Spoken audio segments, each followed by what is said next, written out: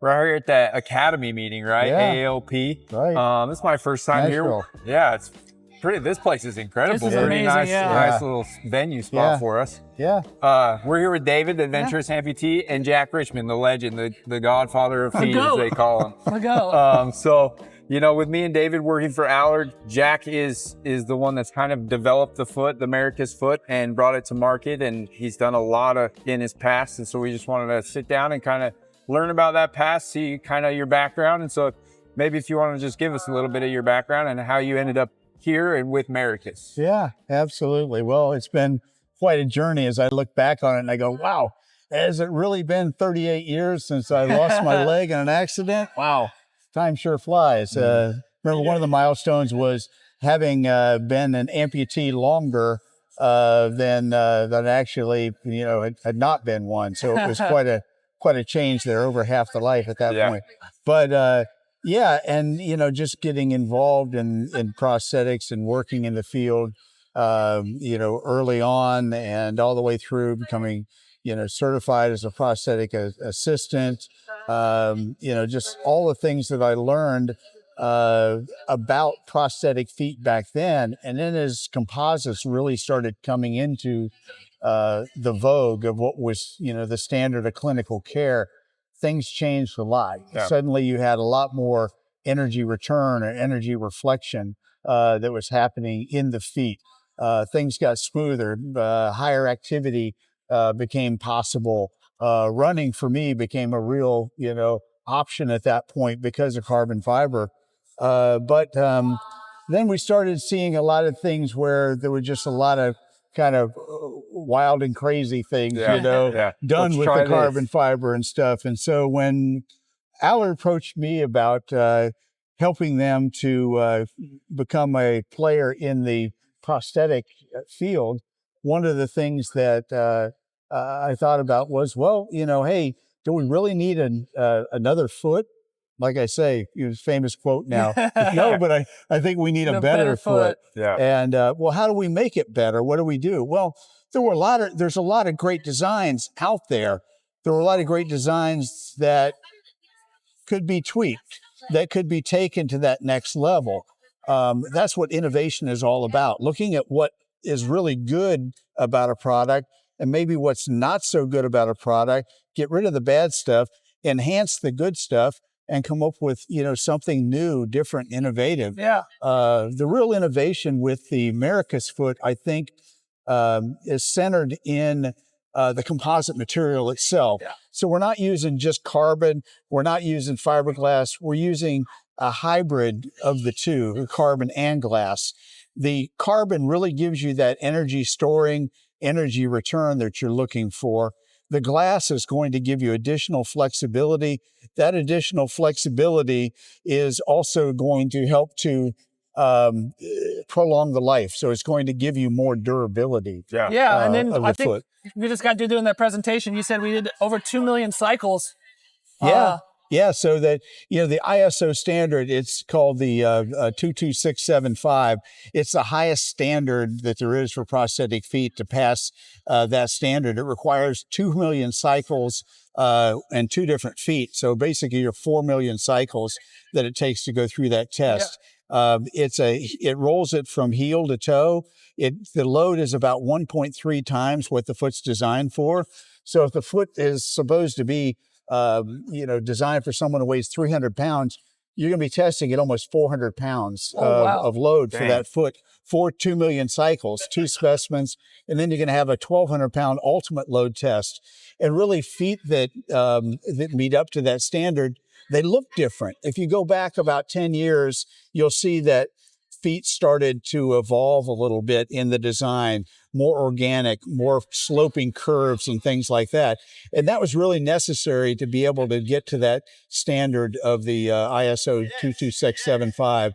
And that's what we test to with our foot. What's the normal life cycle of, like, say for our foot, how many steps would we take over like a 5-year period? Would it be even close to 2 million? Oh gosh, it's probably, depending on how active you are, I would say the average activity, you're going to be probably 3 million, you know, okay, that's so more you're than I going to be expected. even a little bit more than that for Okay, sure. that's yeah. way Depends more on than I how many expected. conferences you come to and Yeah. how many times you have to go back to the Yeah. room. Right. Yeah, How much Yeah, we're getting walking our you're steps doing. in this week for yeah, sure. yeah. Yeah.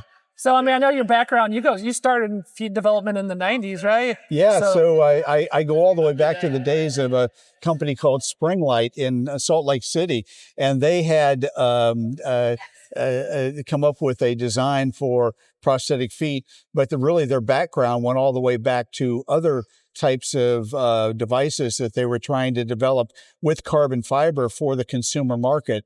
And so they took the knowledge that they had, put it into prosthetics, and actually were one of the first ones to ever build carbon fiber or composite feet. Yeah.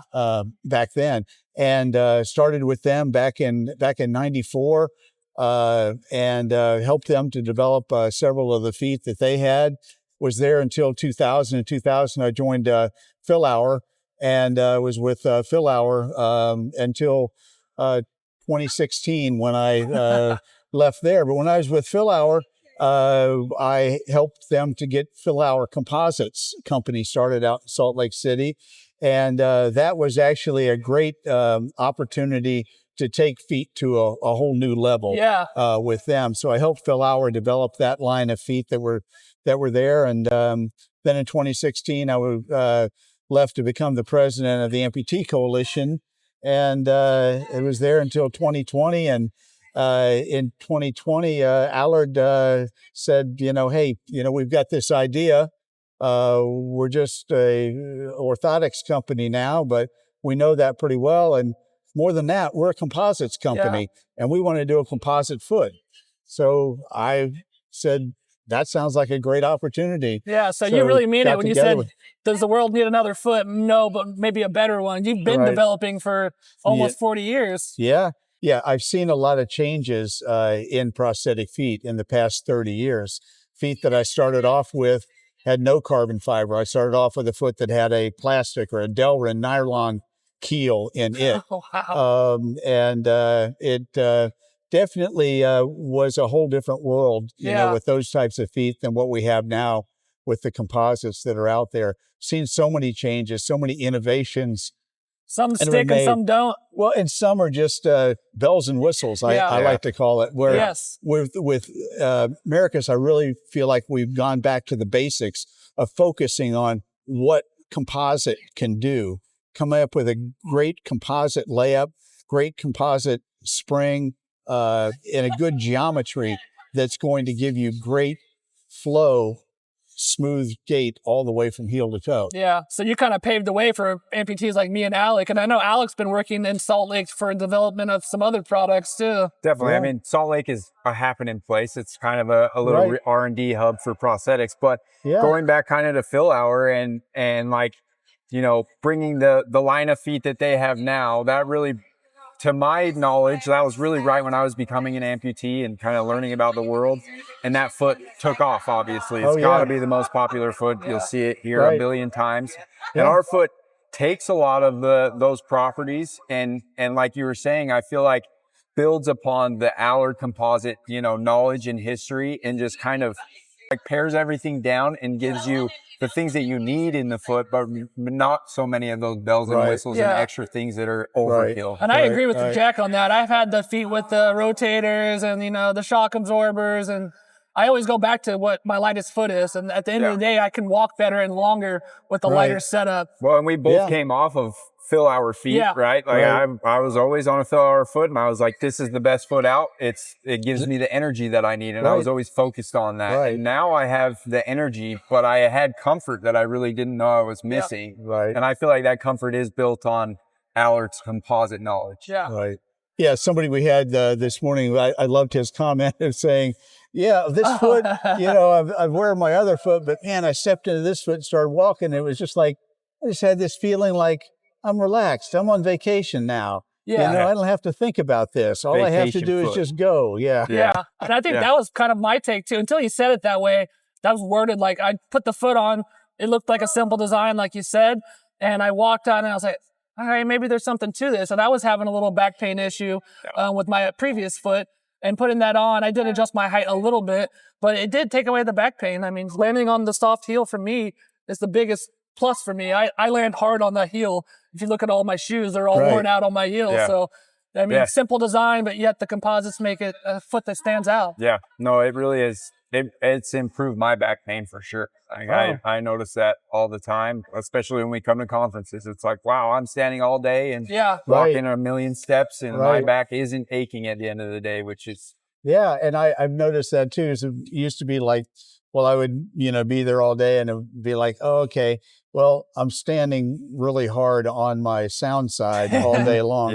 Well, now I find myself balancing myself, with the American. Or even shifting, I do a lot of things where I'm so I'm putting doing all right my now, weight on shifting that on side. this one. But kind of shifting gears away from the foot a little bit, I am interested kind of in your time, leading the coalition and like what that looked like more from I mean, I know you're the top boss, so you're probably doing a lot of like administrative things and less fun stuff, but just from like the support to the community, that aspect and all that the coalition does to support us. I mean, all three of us were at the coalition national meeting, and that was awesome. And that was me and yours first time too. Yeah, it really was an amazing event, and I really loved being there. And just getting a little bit of your history there. Yeah, I can't say enough good things about the Amputee Coalition. And it's funny that you would bring that up because in 1992, the AAOP, the meeting, the big prosthetic orthotic meeting, was right here at this hotel. Oh, really? Oh, wow. Yeah, that day. And we had never, and we were meeting the Amputee Coalition. We met right across the street at the Ramada Inn over there, which is a smaller hotel. So we didn't have the digs that they had over here. Yeah. But so we invited the manufacturers to come over and, visit with us across the street. Well, what they ended up doing was Saturday morning, they broke down their exhibits over here, came across the street, set up exhibits at the Ramada for us. So it was the first time the Amputee Coalition ever had exhibits to speak of. So that was, a kind of neat that we're back here in Nashville and I'm talking about Amputee Coalition. But and so many conferences since then, so much knowledge that has gone out to the community, to people that need it through the Amputee Coalition, through the Resource Center that they have, through the Peer Visitor Program that they have, through their national conference, through Kids Camp. All of that has just, been incredible ways for them to disseminate one simple message. And I think that message is life goes on. It's okay. I'm going to be okay. I had somebody one time that I did a peer visit for, and later on we were talking about what to say and what not to say when you go to the hospital. And he said, man, I don't remember what you said or what you didn't say, but you walked in on two legs and you walked out on two legs. He said, I kept having people that were telling me that I was going to be okay, but until I met someone who really was okay, I never believed I would be okay. Yeah. And that's the essence of what the Amputee Coalition tries to share, is that knowledge through the publications that they have, through their website, through all of that information, is that message that, hey, you're not alone and life goes on. You've got a new skill that you're going to learn how to use. Lean into the new normal. Yeah, and I think that's important, especially when it comes to funding, because a lot of people don't have the funding they need, and some of the states that don't offer Medicaid prosthetics or DME devices. So that kind of brings all that together in like one little package for them to reach out to companies that may be able to help them with not down payment for a deductible, or finding the resources to get their first leg through like Limbs for Life or something. Yeah. But it's always interesting. Like I really for a decade was only doing peer visiting, right? That was like what most of my job titles had some sort of peer visitor involved. And I was always overstressed about the terminology I would use and things that I wanted to say versus things I didn't want to give false hope and those types of things. But it's interesting because anytime that I would talk to somebody a year later or however long, they would be like, yeah, I don't remember a thing that you said, but you made me feel better about my situation. It really is just relating with each other. And that is what I love about being an amputee. We talked a lot at that meeting of like, it's such a welcoming environment to be in. and the community really supports and uplifts each other. And yeah, sometimes we say things that like maybe we shouldn't have said to a new amputee, or maybe this person shouldn't be trialing this device or whatever it is. But most of the time, it is just about being around each other and seeing that life does go on. Just giving that example that life continues and you can figure out how to do the things that you want to do. I didn't think I would ever be able to wear my leg like more than 10 hours a day. Yeah. And then I have 2 kids. It's like, that is reality, you know, Yeah. You don't have a it choice just now. becomes part of normal. And that Right. was 10 years after my accident, but I still get things that are Right. like, this is my new normal now. And this is how I adjusted to it. And Yeah. Yeah, and Jack, you brought up about a peer visitor. You came in as a peer visitor. Today, 16 years ago, is the day I amputated my I know. leg. And I remember 19 years ago when I got in my accident, one of my close friends walked in on a prosthetic foot. And I looked down, I still had my leg. And I was like, I didn't want that. A year or 2 in, I was like, I could have been walking 2 years ago. And I remembered him coming into the hospital and taking his leg off. And Yeah. until you see somebody, you don't know what it's like. You don't know anyone who's experienced it. Right. And the Amputee Coalition brings in every type of amputation. Right. So there's upper, lower, congenital, traumatic gives you accidents. that resource that does have whatever you could be looking for. Yeah. It's like, Right. you know, yeah, me and David aren't exactly the same, but I could call the coalition, go on the coalition website and get a peer visitor that is exactly the same to me and get that relatability and Yeah. that knowledge base. Yeah, and then, of course, their advocacy work that they do. One of the big pushes that they are doing right now is the national legislation for so everybody can move. And we'll be attending that event here in Nashville tomorrow night, and I'm excited about that. And you know, just basically helping insurers and payers to understand that. It may not just be about one device. It's about getting what you need to be able to get on with your life. Sometimes that might be just one leg, but often it's going to be an additional device so that you can continue to do the activities you've done before, to stay active, to stay healthy, to stay fit in your mind and your body. Yeah, I think the mental contribute. aspect's huge because, I'm spending 2.5 years in the wheelchair trying to save my leg. It was really detrimental to my mental health. So when I finally accepted cutting it off, I felt like I cut off the negativity from that too. And like a lot of amputees don't have that choice. They wake up, it's gone. I think that's kind of what your choice was. Yeah, in some ways, and in others, I was able to make the decision myself because my parents didn't want to amputate. They didn't know what that looked like. And so they didn't. They tried to save my leg for 2 or 3 weeks. And by the time I woke up and was aware enough to understand what was going on, it was the same thing of like my uncle is an orthopedic surgeon. He came to me and said, you're never going to be as functional on your leg as you will be on a prosthetic. And right then it was like, okay, well then this is what I'm going to do.